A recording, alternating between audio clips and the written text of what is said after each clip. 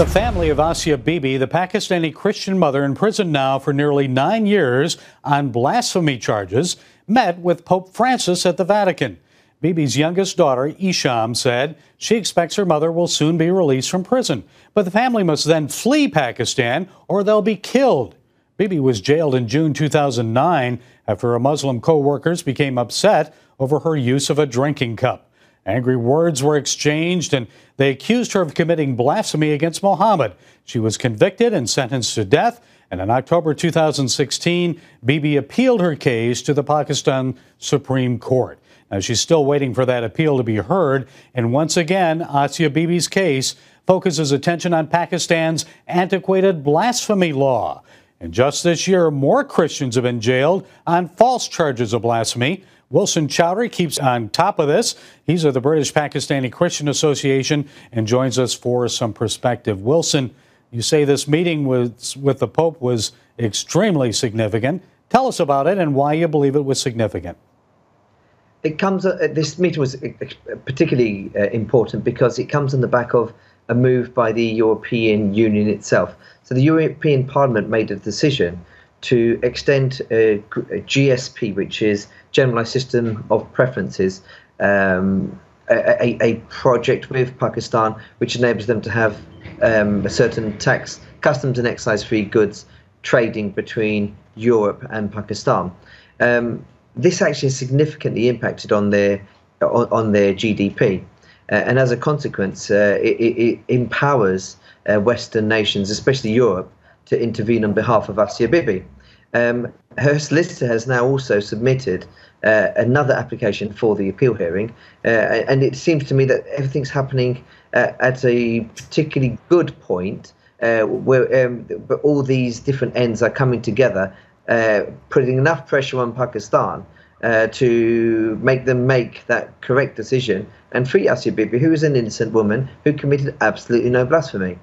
Now, Wilson, Isham said she expects her mom to be released soon. Do you think that's going to happen as a result of the EU trade threats and also the Pope's meeting? Well, the EU trade threat is part of it. Obviously, Pakistan has now been declared a nation of that warrants concern with America. It's on their special watch list. American senators and congressmen are very aware of Bibi's situation and will be monitoring her Supreme Court hearing. Now, the last Supreme Court hearing failed because a judge on the day of the hearing decided he had a conflict of interest, despite having been aware of this Supreme Court hearing for some time. So our expectation is now, with so much of the world watching, these pressure points being applied by both America and the EU, that Pakistan will simply have to cave in. Come this June, it'll be 9 years, Wilson. But I know Asia is not alone. There are other Christians more recently that have been charged and arrested for blasphemy. Tell us about some recent cases. Well, Patras Massi was arrested on the 19th of February for alleged blasphemous content on his FB. We've spoken to the local pastor. We've tried to intervene on behalf of the family. We've been advised by the pastor, who had a direct contact with the family, who have gone into hiding, I should say, and was able to tell us that the content appeared at a time after which the boy's phone had been stolen. Patras Massi was 17 years old. He now becomes the fourth Christian teenager to have been arrested and detained, and potentially with a court hearing, a trial date now set, being convicted in a space of less than 6 months. The first one would be Nabil Massi, which everybody that we've met, which I know that many Christian groups are aware of, and there was a Stephen Massi and Shahid Massi as well. Now, these teenagers are literally of vulnerable ages, 17. None of them seem to have committed the blasphemy for themselves.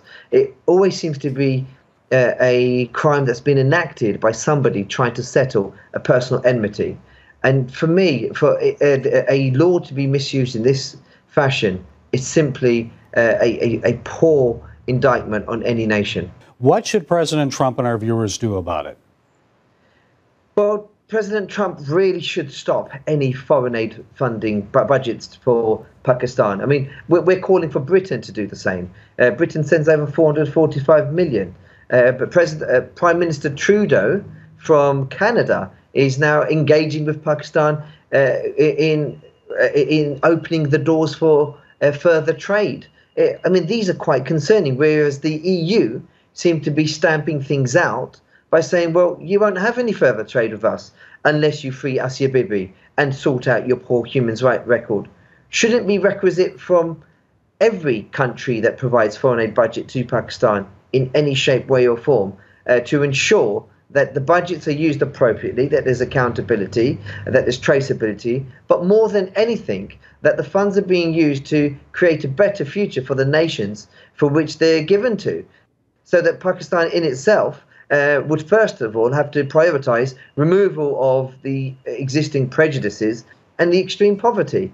For me, it's just blasé to hand money to a country because of an alleged alliance in a war against terror, when Pakistan seems to have both feet in, one foot in both camps. It's quite concerning.